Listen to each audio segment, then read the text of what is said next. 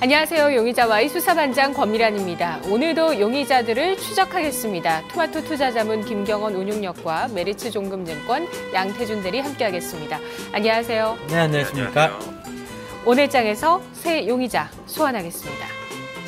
첫 번째 용의자 LG화학, 두 번째 용의자 오스템 임플란트, 세 번째 용의자 슈피겐 코리아입니다. 첫 번째 용의자 LG화학의 알리바이, 중국에서 나왔습니다. 중국 1위 업체의 배터리 공급 반등 모멘텀 될 것이다. 운용명님, LG화학에서 주주분들이셨다면 기다리셨을 만한 재료였을 것 같아요. 네.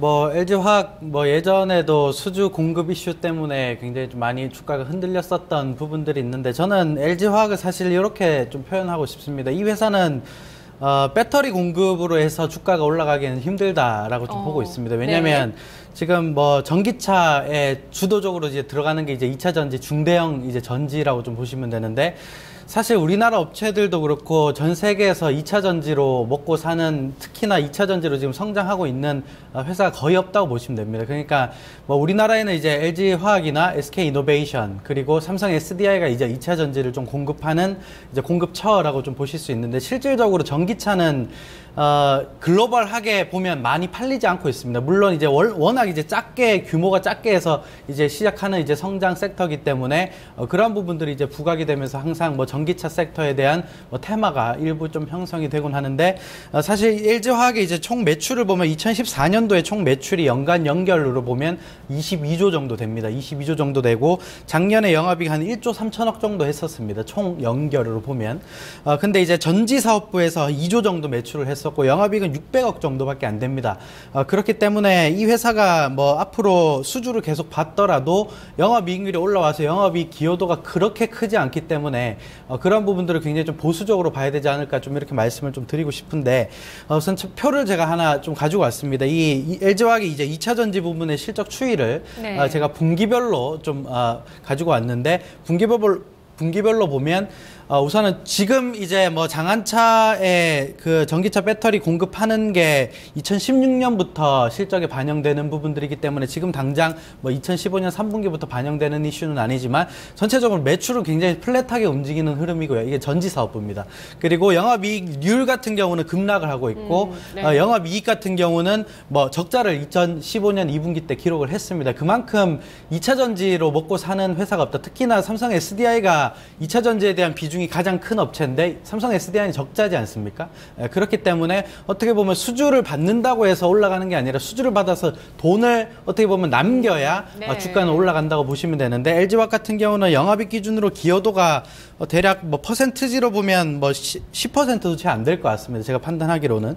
그렇기 때문에 매출은 한 10% 정도 될 것 같고, 그렇기 때문에 전지사업부로 회사를 투자하거나 주가를 올릴 만한 근거는 없다. 좀 이렇게 말씀을 좀 드리고 싶고, 두 번째는 이제 유가 하락 때문에 많이 빠졌다는 겁니다. 많이 빠졌던 이슈 때문에 반등은 충분히 나올 수 있다. 좀 이렇게 볼 수 있는데, 지금 그 LG화학이 유가를 베이스로 보면 고점을 찍었었던 라인대가 29만 원 정도 대에서 지금 22만 원대까지 한 7만 원 정도가 빠졌기 때문에, 여기에 대한 기술적인 반등은 어느 정도 가능하나, LG화학이 올라가기 위해서는 유가가 올라가지 않으면 LG화학 못 간다라고 좀 보고 있고, 그렇기 때문에 지금 올라가는 것은 어떻게 보면 이제 이슈에 의한 기술적 반등이다. 좀 이렇게 해석하는 게 저는 현명한 분석 방법이다. 좀 이렇게 말씀을 좀 드리고 싶습니다. 네, 유가와 연계해서 보시는 부분은 그 순수 석유화학 부분을 보시는 건가요? 왜냐하면 LG화학이 전지사업부도 있고 화학사업부도 있지만 거의 90% 이상을 영업이익을 화학사업부에서 해주고 있기 때문에 이 회사가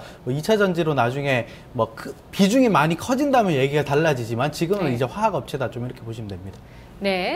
그런 부분들이 스프레드나 이런 게 유가가 올라갔을 때 더 유리할 것이다. 이렇게 보시는 거고요. 지금 유가는 40달러 선을 이탈한다는 전망도 제기가 되고 있는 상황인데요.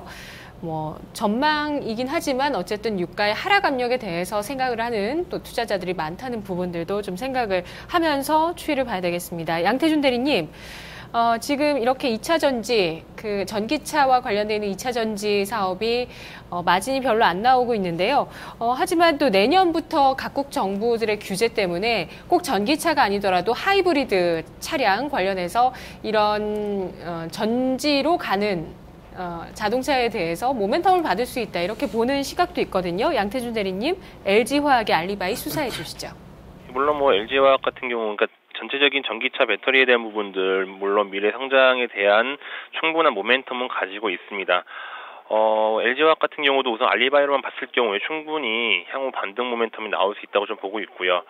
하지만 기술적 반등에 그치느냐, 아니면 모멘텀을 가지고 꾸준히 가느냐에 대한 부분들은 좀 짚고 넘어가야 할 것으로 보고 있습니다. 따라서 우선은 위험으로 좀 분류를 하겠고요. 하지만 뭐 관점 자체가 위험이지만 중장기적인 성향을 가지고 충분히 좀 매력은 있다고 보고 있기 때문에 긍정적인 위험이다라고 좀 말씀을 드리겠습니다. 우선 알리바이에서 좀 나왔듯이 중국 1위 업체인 창안자동차와 배터리 공급 충분히 향후 LG화학의 발전 가능성을 좀 엿볼 수는 있습니다. 하지만 우선 매출에 대한 부분이 내년 이후 양산을 할 전기자동차 모델에 좀 공급을 할 예정이기 때문에 향후 좀 흐름을 좀 지켜봐야 된다라고 좀 말씀을 드리고 싶고요. 중국 전기차 시장 같은 경우는 꾸준히 지금 성장을 하고 있습니다. 2015년 기준, 상반기 기준이죠. 전 세계 전기차 출하 대수 같은 경우가 약 한 20만 대인데 이 중에 5만 5천 대가 중국에서 나왔습니다. 미국 같은 경우가 5만 4천 대이기 때문에 중국 같은 경우 좀 미국을 좀 앞질렀다라고 좀 말씀을 드리고 싶고요. 향후 세계 자동차 시장 같은 경우 약 한 6% 정도를 좀 차지할 것으로 좀 보고 있습니다. 또한 이제 중국 같은 경우에 대기오염에 대한 심각성이 상당히 좀 많이 인지를 하고 있는데 이러한 부분들 때문에 정책적으로도 상당히 좀 적극적으로 좀 추진을 하고 있고요. 간단히 본다면 뭐 보조금 지급이라든지 취득세 감면, 특히 2017년까지는 전기차 구매할 때 취득세를 뭐 면제를 해주겠다 이런 부분들로 좀 강력하게 좀 진행을 하고 있고요. 전체적인 이러한 강력한 정책들로 인해서 중국 관련 전기차 업체들에 대한 부분들이 수혜가 좀 예상이 되고 있고 LG화학 같은 경우도 역시 좀 수혜를 볼 수 있지 않을까 이렇게 보고 있습니다. 이번 수주로 인해서 LG화학 같은 경우는 뭐 합작법인을 제외하고 순수 뭐 중국 로컬 업체들 중에서 이제 톱 10 업체들 뭐 절반 이상을 좀 차지하고 있는데 뭐 창안 자동차를 좀 비롯해서 뭐 창청, 뭐 둥평 같은 자동차 업체들을 좀 고객사로 좀 확보를 하였습니다. 향후 중국 시장에서 어느 정도 이제 활약도 충분히 기대를 하고 있고요. 내년 이후 중국 내 수요 완성차 업체에 대한 공급할 수주 물량만 약 한 55만 대 이상이 이르기 때문에 전체적으로 이러한 부분들이 향후 이제 중국차에 대한 성장으로 인해서 LG화학도 충분히 좀 성장을 할 것으로 보고 있습니다. 또한 이제 중국을 비롯해서 이제 이걸 발판으로 해서 전 세계 모든 지역에 좀 수주를 좀 지속할 수 있을 것으로 좀 예상을 하고 있고요. 하지만 이제 전체적인 발전 가능성, 뭐 두 번째 증거에서 좀 말씀을 드리겠지만 2016년부터 이제 본격적으로 좀 발생을 할 것으로 보여지고 있습니다. LG화학 같은 경우가 이제 전체적인 뭐 아크릴산이라든지 뭐 고흡수 분야 성수지에 대한 부분들이 전체적인 증설이 좀 진행이 되고 있는데 이러한 부분들이 2016년부터 전체적인 매출에 좀 가시화가 될 것으로 보고 있습니다. 따라서 전체적인 매출에 대한 증가세는 빠르면 좀 올해 말 늦으면 내년 중반부터 좀 가시화가 될 수가 있기 때문에 현재 구간에서는 어느 정도 기술적 반등에 대한 상승은 나올 수 있겠지만은 중장기적인 관점으로 좀 접근하시는 게 좋으실 것 같고요. 관심 종목에 좀 추가를 하여서 꾸준히 좀 모니터링을 하는 것이 좀 바람직할 것으로 좀 보고 있습니다. 네, LG화학 수사 결과 정리하겠습니다. 현재 LG화학 용의자의 실적에서 전기차 관련 배터리가 차지하는 비중은 미미한 수준인데요. 하지만 이 전기차 관련해서 최근 이슈들이 제기가 되고 있습니다. 중국 1위 자동차 업체와의 공급 계약 소식, 또 엊그제 지난 주말에 좀 나온 것 같아요. 아우디와 차세대 전기차 배터리를 공동 개발한다라는 이슈까지 제기가 되고 있는데요. 하지만 2차 전지에 따른 실질적인 그 실적 규모나 마진이 미미하다. 이와 관련한 불확실성이 있다는 지적, 증거 불충분한 대목으로 지적이 됐습니다. 또 유가가 반등하지 않는다면 LG화학의 주가가 추세 상승하기 어렵겠다라는 증거 제기가 됐는데요.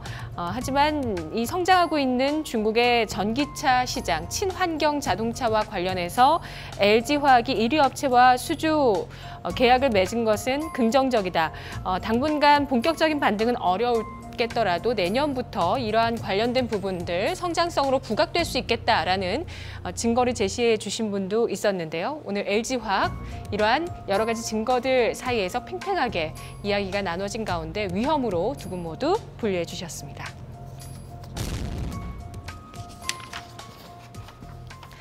두 번째 용의자 오스템 임플란트입니다. 그의 알리바이 임플란트 건강보험 적용 확대, 시장 성장 예상된답니다. 네, 뭐 이런 정책이 계속 국내에서 좀 나왔어요. 네. 적용 범위가 더 확대됐나요? 네.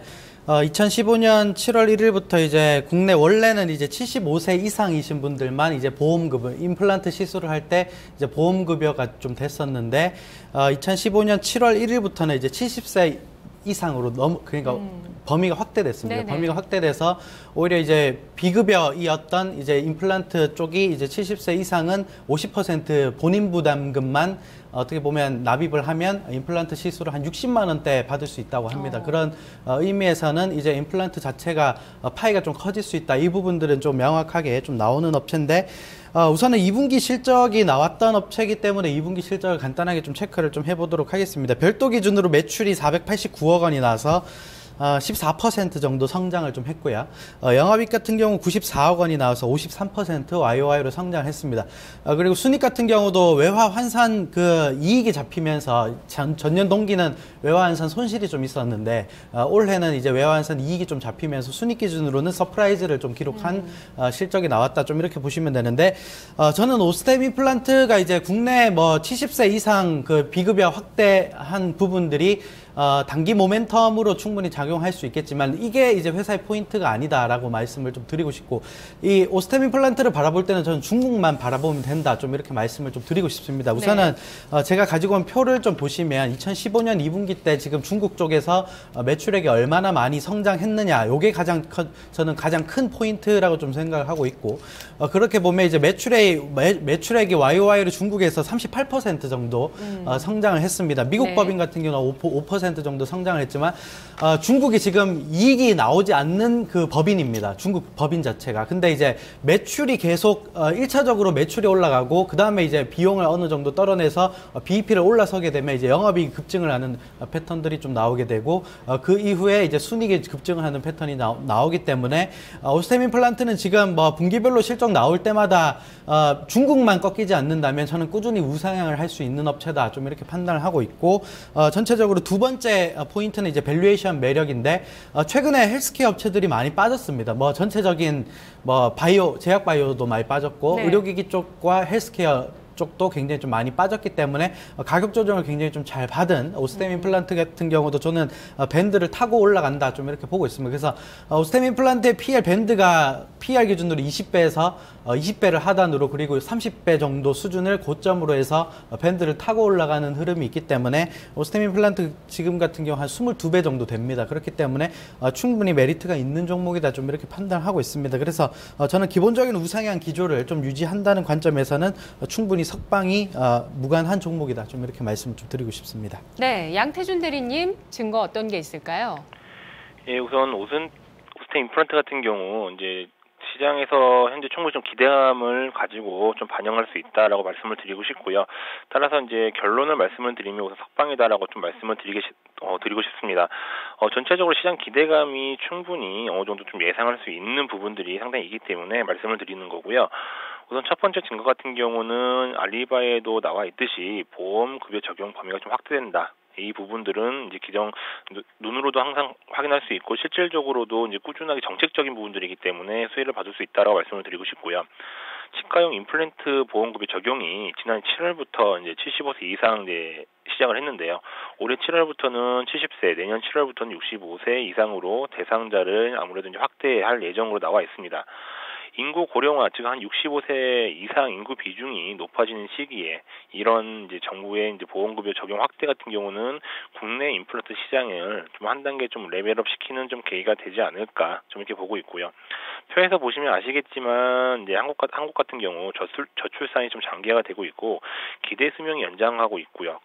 이로 인해서 2017년부터는 생산 가능 인구가 좀 감소를 하고 있습니다. 따라서 즉 고령화 사회, 즉 65세 이상의 고령자 비중이 전체 인구의 14.3% 정도로 진입을 하고 있는데 인구 구조에 이런 급격한 변동이 좀 나오고 있습니다. 따라서 현재 브랜드 인지도 측면 등을 고려를 할 때 올해부터 이제 매출 상장이 좀 빠르게 좀 나오지 않을까 좀 이렇게 보고 있고요. 따라서 충분히 알리바이에서만으로도 성립을 하면서 국내 시장에서의 성장이 충분히 가능하다. 좀 이렇게 좀 말씀을 드리고 싶습니다. 두 번째 증거 같은 경우는 이러한 국내 시장에서의 성장의 추가적인 성장 가능성인데요. 바로 이제 중국 시장입니다. 중국 같은 경우에는 1990년대 중반 이후에 고령화 속도가 좀 급격하게 좀 증가를 하고 있는데 2000년도에는 65세 이상 노인 비중이 한 7% 정도고 2013년에는 거의 한 9.7% 정도를 좀 차지하고 있습니다.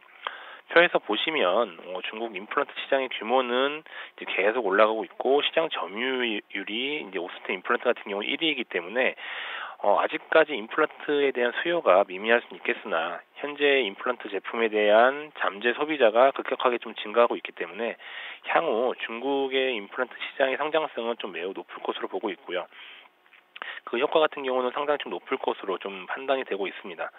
따라서 이제 국내 시장의 성장도 꾸준히 좀 진행이 되고 있고, 중국 시장에서의 성장, 즉 한 2016년에서 2017년 정도, 아니면 뭐 그 이상까지도 충분히 좋은 실적이 좀 나올 것으로 보고 있고요. 그렇기 때문에 기본적으로 이제 내년부터 이제 국내에서의 그런 보험급여 적용을 충분히 수혜를 받으면서 이제 중국 시장으로서의 진출을 하면서 어느 정도 중국의 이제 잠재 고객들에게도 이제 꾸준하게 매출이 나온다면은 향후에 충분하게 지금보다도 더 높은 성장이 가능할 것으로 보고 있습니다. 그렇기 때문에 현재 오스템 임플란트 같은 경우 석방을 하도록 하겠습니다. 네, 오스템 임플란트 수사 결과 정리하겠습니다. 국내외적으로 증거 충분한 내용들이 포착이 됐습니다. 일단 임플란트 건강보험 적용이 지난해부터 내년까지 차츰 그 범위가 확대되면서 내년에 65세까지 확대될 것으로 전망이 되고 있는데요. 국내 임플란트 시장의 성장성 기대가 되고 있습니다. 더불어서 해외 법인의 성장성이 양호하고 특히 중국 법인의 성장 두 분 모두 주목을 하고 있는데요.